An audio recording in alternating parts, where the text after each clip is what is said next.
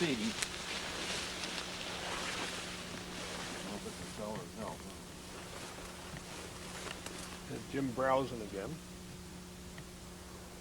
Yeah, you can start the show. Forgot your lunch again? Fine. It's the time of year, isn't it? They're not sour yet. Blackberries. And we're kind of out of our county. Long way away. Well, And we're in. I think we're in Dover, but I'm not sure. Wyndham County. Wyndham County. Right? Yep. In Dover. And we're looking for a strange thing. And let's see it. Not you, because you're Jim White, Bennington County Forester. Yeah. And I'm Claude Dern. And now everybody knows who we are. Now we'll tell them what we're looking for. And I brought this along for identification just in case, because I understand it's what, a Brontosaurus? A Brontosaurus, yeah. We're looking for Brontosaurus. Probably all the kids out there know what one is, but... Well, I don't know.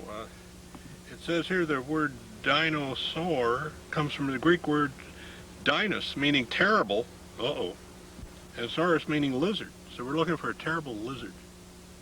What does that got to do with Brontosaurus? Well, what I does don't know. mean? Well, I don't know. Maybe. It's related. I also think that I have an idea the color of this is going to be brown, because I heard something about a brown Brontosaurus. Okay. I think that's right. But I don't know whether we're going to see it first or hear it first, or maybe the ground will be shaking. Okay. But there's a fellow going to come along and kind of be our guide. There's a guy coming No, now. he's coming right here. Yeah. Yeah, and look at that number plate. We Doug? got the right guy. Hey, Doug. How are you? Hi. Step right in here, Doug. Get in. So you're our guide, going to give us a guided tour for the Brontosaurus. Brontosaurus. Yeah. Should we be scared? No. No? I don't believe you should. Okay. As long as we stay a safe distance. Okay. Is he eaten today? Yes, it is. It has. Okay. Yeah, it's, well, doesn't eat blackberries because there's a lot of blackberries right no, here. he tries to leave the blackberries alone for the deer. Yeah. So, and you actually own this one? Yes, I do. I have two of them. You have two of them? Oh. Yeah, they're fairly tame. A male and a female, or No, both big males. big males? Yeah. Okay. Yeah. Well, I guess I should ask you to tell us something. Why do you have them? Why do you have them? Where did you get them? What do they do?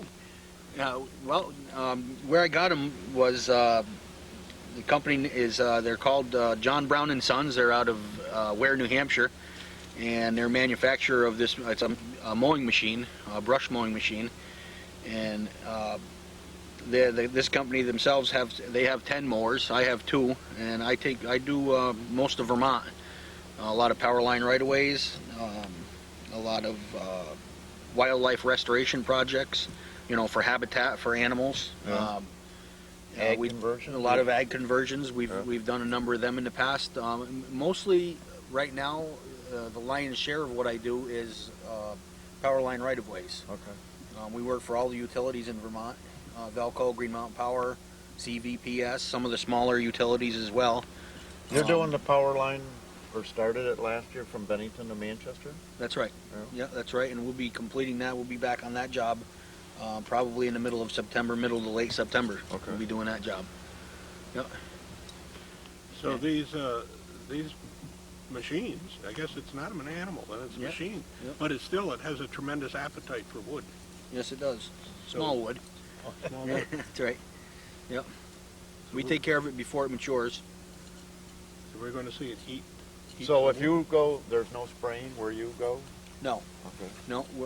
What we do is with the mowers is basically the areas that can't be sprayed and that are really too densely grown to cut by hand, effectively. Our machines are, a lot faster, a lot safer than the hand cutting methods. Using chainsaws and many men. Tedious. Yeah, it's very tedious. It's very hard work, and it's dangerous. A rainy day doesn't make much difference to you? No, it doesn't.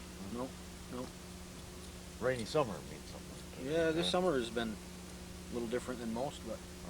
Well, that's kind of neat because power lines are a great place for blackberries and raspberries and stuff, but I never felt like eating them when every 3 or 4 years they come through and spray them. Yeah. I didn't want to be eating.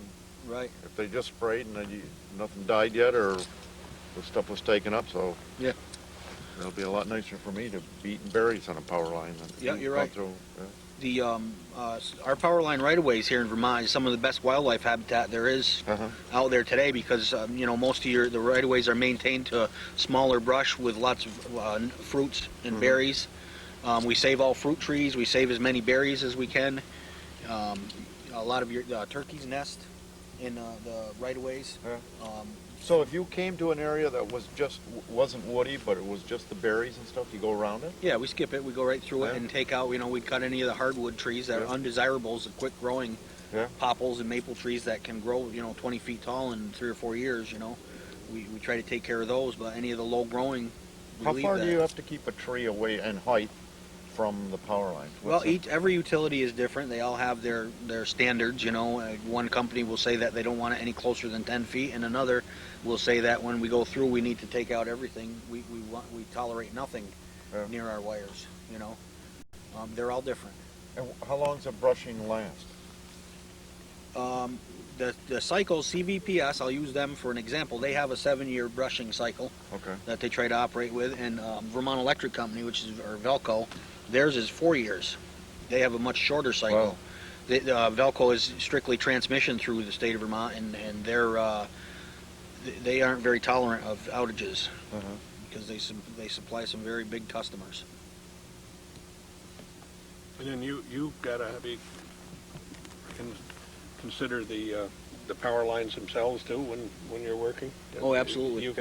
You have height enough that you could get in the problem. In places there is, you know, where there's a hill in a midsection or something between two poles, you know, where there might be a grade. The poles that we were working with was 14, 16 feet tall. I've never really seen anything as big as this was, and we handled it with no problem. You know, the land trust was very, very happy with what we did for them. And this was, you know, as I said, it was an old pasture, so it was really rocky and bouldery, and they had made other attempts with like a brush hog type machine with a deck on the back of a tractor, and they really couldn't amount to anything because of all the rocks. You know, they were breaking everything up that they tried to use on the project. With my excavators, I can kind of move around and. Can you give us an idea, like a cost per acre or something for? Yeah, for well, like an ag conversion of 1-inch diameter. Yeah, well, trees or if you're talking, you know, something that is, you know, as you say, 1-inch diameter hardwood saplings or something, you know, we generally work in $600 to $1,000 an acre is what it would cost to reduce that to, you know, just some chips and rubble on the ground. Okay. You know, and again, that's a pretty wide number, but that depends on the terrain. Yeah. But how many acres there are? Would be a complete job for what the people needed.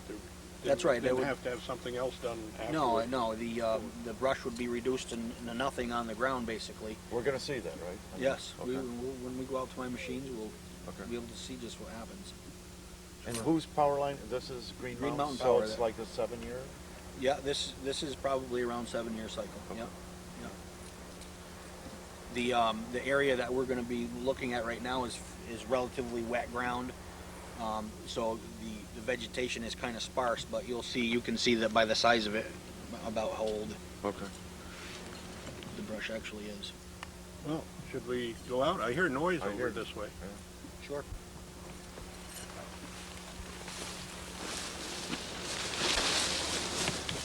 Claude ought to be here any minute. I've asked him to come by because I've been trying to get him to climb trees. I mean, I find it real easy to climb trees, and he keeps thinking that it's impossible for a human to climb trees. But I've been working on a special formula here, and I got to see if it works. And I'm going to call it Wood Mag. It acts like a magnet, but it only works on wood. So I'm going to see if I can't get Claude to use this without his knowing it. And I gotta figure out how I'm gonna do that. So I think what I'll do is maybe if I sprinkle some of this on the ground and then get Claude to walk in it, that'll put it on his shoes, and then I can convince him to try and climb a tree. I wonder if that would work. Well, I don't know. Let's see. Hi, Claude, I was just thinking about you. How have you been? Hi, Bruin. Hey. Yeah. Listen, have you thought any more about what I was telling you about how to climb a tree, like I always climb trees? Well, yeah, and I'm a little bit afraid of heights, and I know I I got to work at it, I guess. Oh, well, you don't have to worry anything. By the way, Claude, could you just step a little bit more to your left? That's right there. And you see how that grass is sort of up? If you can just sort of push it down a little bit, would appreciate it.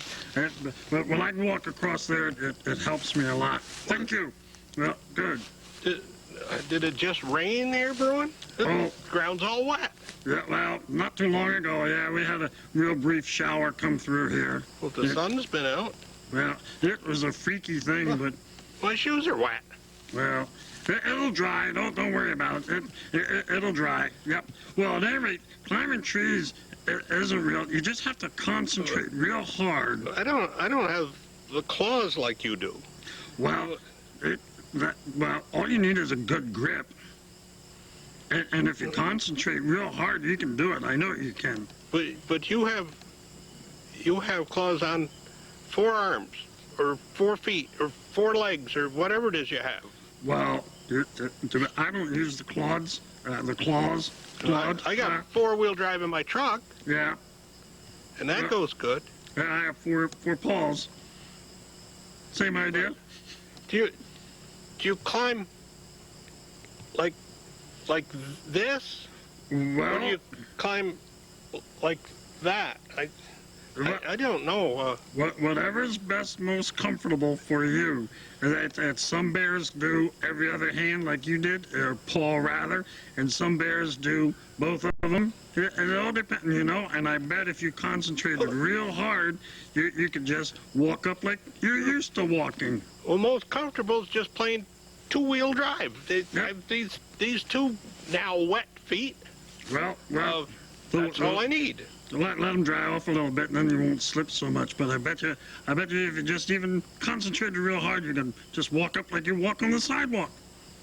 Well, Works for us bears, so it should work for you. It's the power of concentration. I've got to go check on my men, and there's a lot of trees near there. And if I have a minute, I'll try. But I don't want to get hurt. Oh, I don't think you'll get hurt, but just be careful, okay? Well, I'll see you later then. Okay. Good Bye, luck. everyone. Let me know if it works out. Yeah. We'll see you later. I think what I'll do is I think I might just follow Claude and see how he does. I don't know, it's a long ways up there, but I'll give it a try. He's looking at that tree.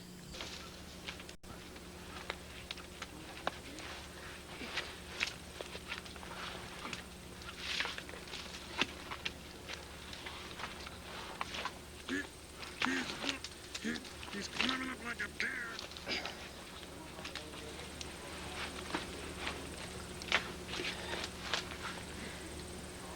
It's really not that hard. He's doing okay.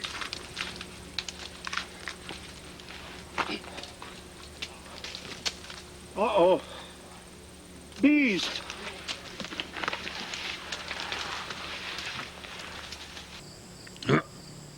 There he's back down. No. There's something about concentrating. There's got to be an easier way than this. Maybe this would work. A lot of concentration.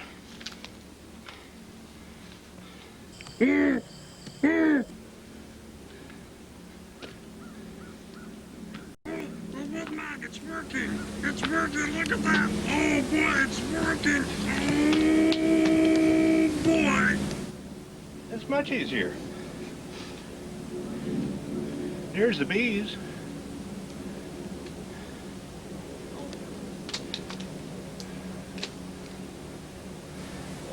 Yeah, you should all come up and join me. What a view. This is great. You gotta remember how to do this. One has a little higher horsepower and one can handle a little bigger material. This is the bigger.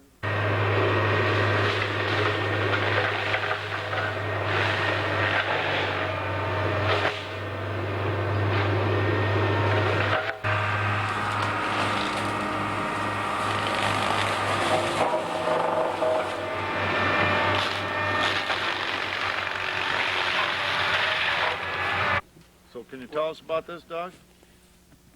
Well, this is one of my machines. This is the newer one of the two. This here is a 2001 Cat 312 CL. What it is basically just an excavator with the brown Brontosaurus mower head and power unit mounted on the back in place of the counterweight. You take the counterweight off the back of the excavator, and the power unit, which runs the mower head, is mounted on the back with its hydraulic tank. This machine has 2 power units. It has the engine and hydraulic pump that powers the excavator itself, you know, your tracks and all of your hydraulic functions, and then it has the engine on the back, which is plumbed up through, as you can see with the piping on the side of the boom here. That's plumbed up through to and it runs the mower head. That's what makes the mower spin. And how many horsepower is this thing? Well, this machine, the power unit on the back for the mower is 150 horsepower, and the excavator itself is around 100 horsepower machine. This has a 6-cylinder. This is a Caterpillar machine, but the power unit on the back is a John Deere diesel, 6-cylinder. But the hydraulics that are required, Yep. it takes a lot of pump, a lot of power. Yeah, this is a 75 gallon a minute pump that's on this machine, and it's got the actual motor that spins the unit up front is 100 horsepower. The little hydraulic motor right there is rated for 100 horsepower. And the difference today with hydraulic drives is the undercarriage of this excavator. It's Yes. the same thing. It's just so much cheaper maintenance-wise than metal against metal. That's and right. Drive shafts and all That's right. kinds of different Oh, yeah. things. It's That's right. hydraulics have just done an amazing thing to. They sure have. They've come a long ways. That's right. Well, this is the part we came to see, right? That's right. Yeah. That's the part How that do does all can the you business. lift that up and We can. Yeah, I'd be happy to do that. George, would you pick that up for us?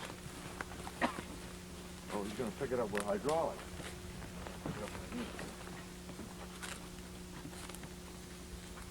Come around.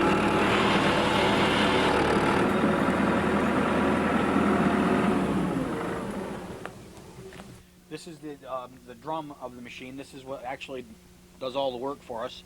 The head itself here, it weighs 5,000 pounds on the end of that excavator stick, and this drum alone, you know, the drum itself is around 2,200 pounds. And what happens is this spins at approximately 1,500 RPMs. And what it has, this particular mower is the 4-footer. I have a 3-footer as well. This one, the 4-footer, has 24 knives mounted on an 1.25-inch shaft. Okay, and the centrifugal force of the drum spinning brings the knives out.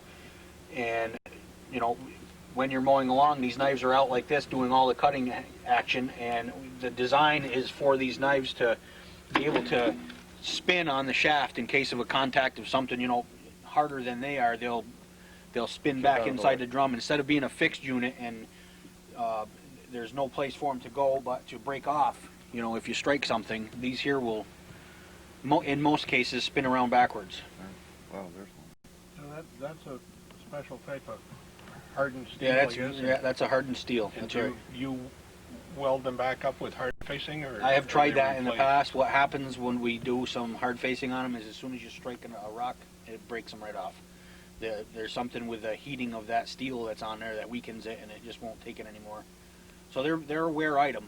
You know, they're on there for probably 4 to 5 weeks, and you know, then they have to be replaced. And you know what we do is each one of these shafts is drilled and tapped, and we put a hook in it and hook a chain on the excavator and pull them out and replace the knives and drive them back in with a sledgehammer. And how many shafts are there on this head? There's 4 of them. 4? Yeah. Each knife on this one each shaft has 6 knives on it. Okay. On the 3-footer, on my smaller mower, there's only 20 knives. It looks like there've been some band-aids on. Oh yeah, there's head here. yes, yeah. This particular mower is the mower itself is 12 years old, and it has, you know, in excess of 10,000 hours on it. And that casting, I don't imagine that there's many produced. No. And that's part of the. Is it pretty much handmade, or is it? Yes, it is. These machines are all handmade. Yeah, there's actually no casting at all to this. This is all bent and rolled and welded right there in their shop in New Hampshire. And it's a very rugged piece of equipment. Yeah. This is, it's the original drum that was on this mower when we started years ago, and it's been patched and welded and balanced many, many times. So on terrain and vegetation like this, acres per hour? Well, it's not so much acres per hour. It's probably closer to like acres per day. Wow. Yeah. That can vary from anywhere from 1 to 4 acres a day, depending on the terrain and the size of the material. Whether the ground This is tough terrain. Yeah, it is. Most of your power line right-of-ways are pretty tough. Yeah. And what we do generally on these power line right-of-ways, especially when we have long hauls, we run them in tandem. We'll run one machine, get a hole started, and put the other one behind it on the other side of the right-of-way, and follow right up through with both of them. That eliminates a lot of backtracking, a lot of undercarriage wear. And then it also then keeps from crossing under the power line. That's right. Much All we basically what you're doing is just reaching the mower head itself under the lines, and you don't need to really get under the lines much with What's the the excavator. reach of this from It'll reach 24 feet in the air. but sideways? The total reach both sides is just shy of 40 feet. Wow. Yeah, so we can basically make a 40-foot swath. Just going straight. Yeah, with one pass through with a Right. mower. But some of the power lines are like, what, 100 feet now? Is that That's right. Most of them are your transmission right-of-ways are supposed to be 100 feet. A lot of them were built 40, 50, 60 years ago, and those right-of-ways have... They widened them a few years ago. Yeah, some anything that's on the ground. Then where they're overhanging limbs, you can do that to some extent too? We can, sure. We can, as I said earlier, we can reach 25 feet in the air. And we don't practice it all that often because aesthetically, it really doesn't look that good along the edge of a right-of-way to have jagged stubs sticking out. What we do with any of those trees that are a problem is we probably hand cut them and push them to the side, and it just more than anything just for the looks of it, because it's just kind of a ratcheted off piece of wood sticking out. You really only have one function to adjust that head, and that's kind of up and down away from you. It doesn't have like a twist or wrist that Nope. It's Nope. multifunctional. No, it's just as you said, in and out. But the Sticking out on top of the head, that's to go against the stem to keep it away from your boom. That's right. As it's coming. I hadn't heard anything more. I thought they were going to continue that. There was a little bit more stuff they needed to take care of there somewhere around that camp, and they said they were going to be getting a hold of me. I haven't heard from them. A drum, probably, and I think it had like 16-inch lengths of chain. And all it did, and like here you drive right on through there. One thing that we really found. You're training. Here you can reach over a cliff. You can do a lot of things with a track-mounted machine,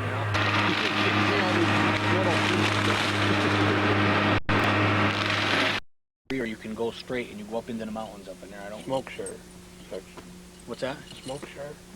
No, there's Wouldn't be Popple Wyndham. Dungeon Road. It was Popple Dungeon was Upper Wyndham. That's where okay. It was in the Wyndham. country club. It was in Wyndham. This was a right-of-way for Vermont Electric Company, which is their right-of-ways are 150 feet wide,